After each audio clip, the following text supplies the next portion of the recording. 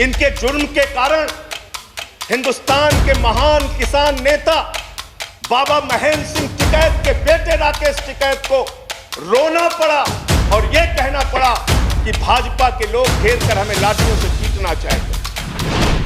आज क्या हालत कर दी गई इस देश में। पिछले 76 दिनों से किसान आंदोलन पर है,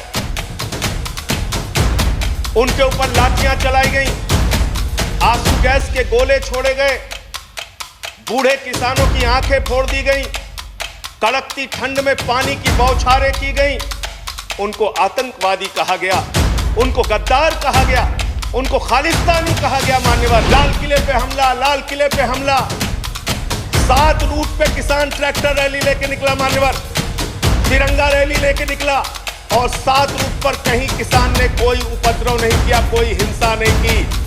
जो लाल किले पे लोग आए थे वो भारतीय जनता पार्टी के लोग थे, जिन्होंने लाल किले पे हमला किया, जिन्होंने लाल किले पर तिरंगे का अपमान किया। कि हो गई है पीर पर्वत सी पिघलनी चाहिए, हो गई है पीर पर्वत सी पिघलनी चाहिए, इस हिमालय से कोई गंगा निकलनी चाहिए, और सिर्फ हंगामा खड़ा करना मेरा मकसद नहीं, मेरी कोशिश है कि यह सूरत बदलनी चाहिए। आज मुल्क में जो हालात है किसान के, मान्यवर, आज क्या हालत कर दी गई इस देश में।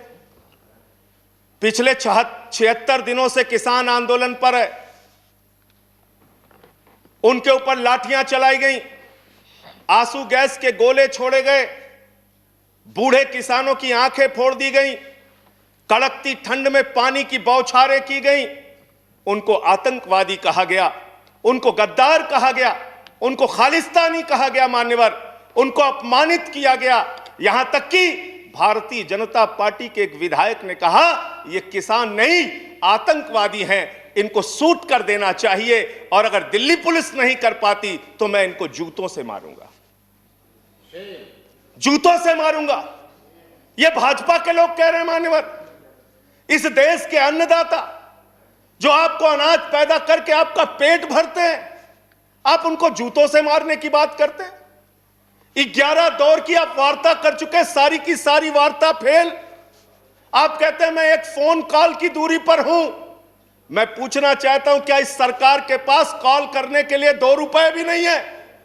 अरे 2 रुपए नहीं है तो हम लोगों से ले लो, लेकिन कॉल कर लो किसानों को, कॉल कर लो किसानों को। उनकी पीड़ा चरम पर पहुंच चुकी है। मान्यवर, 165 किसानों ने अब तक अपनी शहादत दी है। आप जाइए गाजीपुर बॉर्डर पे, वहां पे 97 साल के इलम सिंह आपको मिलेंगे। उनके 2 बेटे फौज में हैं, रो रो के कहते हैं मुझे इस उम्र में उग्रवादी कहा जा रहा है, नक्सलवादी कहा जा रहा है। उनकी पीड़ा है। मान्यवर, आप जाइए टीकरी बॉर्डर पे, आप जाइए सिंगू बॉर्डर पे, पीड़ा के साथ वो लोग कहते हैं शहीद आजम भगत सिंह के वंशजों को, शहीद लाला लाजपत राय के वंशजों को, जलियांवाला बाग कांड में शहादत देने वालों के वंशजों को आप खालिस्तानी कह रहे हैं, आतंकवादी कह रहे हैं, उनको अपमानित करने का काम कर रहे हैं। मैं आपसे पूछना चाहता हूं, क्या दुश्मनी है आपकी इन अन्नदाताओं से? चलिए, सब कुछ कर लिया आपने, अब तो कम से कम उनके ऊपर दया कीजिए और ये तीनों काला कानून वापस लेना ही पड़ेगा, आपको लेना चाहिए। अब आपने जुल्म की इंतहा कर दी है। आप चले जाइए गाजीपुर बॉर्डर पे। मान्यवर, कटीले तार, बड़े बड़े कीले गाड़ दी गई हैं, 12-12 इंच की कीले सड़कों पे गाड़ दी गई हैं। देखकर ऐसा लगता है कि दुश्मन देश की सेना आने वाली है। ऐसी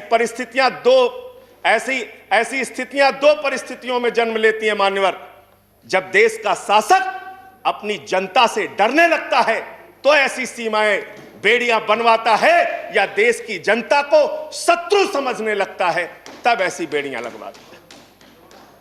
यह हो रहा है। मान्यवर, आज इनके जुर्म के कारण हिंदुस्तान के महान किसान नेता बाबा महेंद्र सिंह टिकैत के बेटे राकेश टिकैत को रोना पड़ा और यह कहना पड़ा कि भाजपा के लोग घेर कर हमें लाठियों से पीटना चाहते हैं।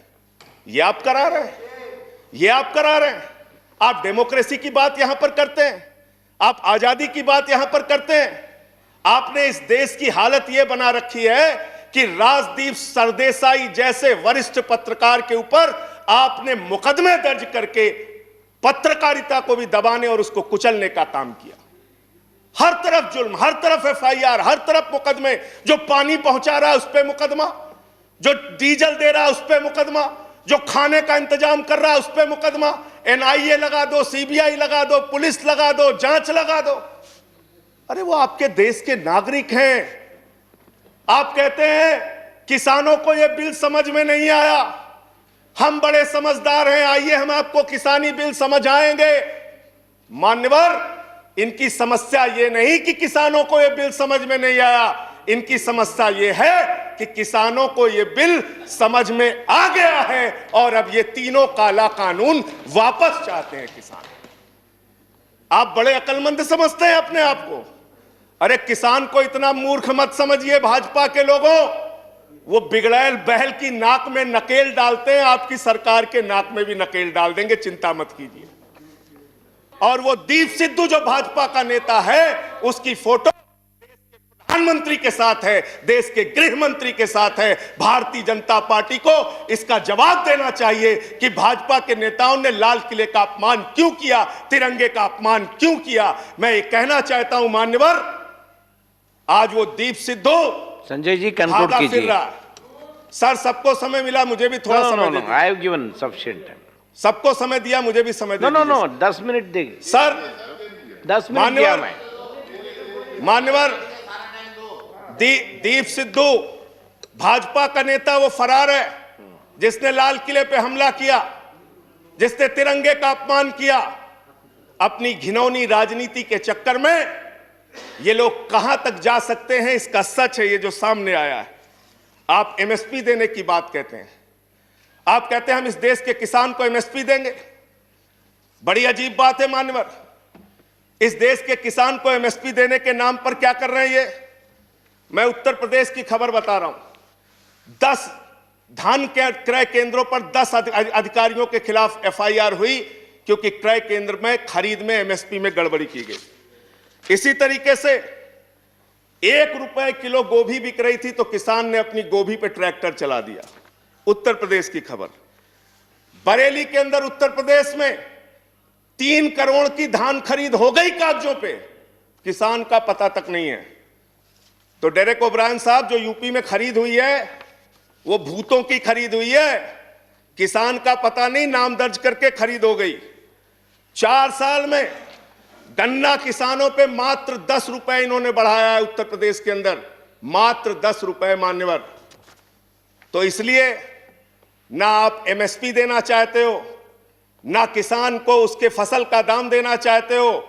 असीमित भंडारण की छूट देकर आपने पूंजीपति मित्रों को यह सुविधा दे दी कि सस्ते में किसान से अनाज खरीदेंगे, सस्ते में किसान से फल खरीदेंगे, सस्ते में किसान से सब्जियां खरीदेंगे, उसका बड़े बड़े स्टोरेज में भंडारण करेंगे, जमाखोरी करेंगे, और जब बाजार में फल सब्जियों की कमी हो जाएगी, अनाज की कमी हो जाएगी, तो महंगे दामों में जनता को बेचेंगे। यानी आपने महंगाई को, जमाखोरी को, कालाबाजारी को इस बिल के माध्यम से लीगलाइज करने का, वैधता प्रदान करने का काम किया है। इस देश में महंगाई बढ़ाने का काम किया है, उसका रास्ता आपने खोला है। इसलिए भी ये बिल, तीनों का तीनों काला बिल वापस लिया जाना चाहिए। Thank you.